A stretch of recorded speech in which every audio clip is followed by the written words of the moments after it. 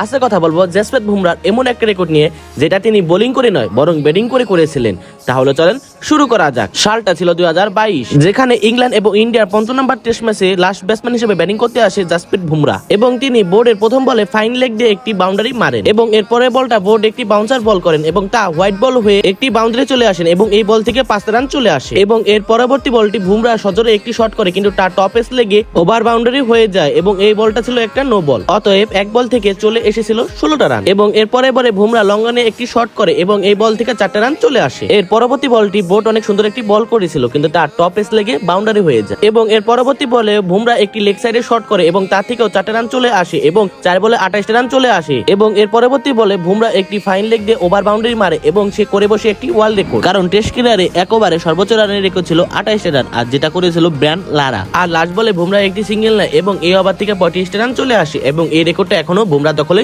রয়েছে।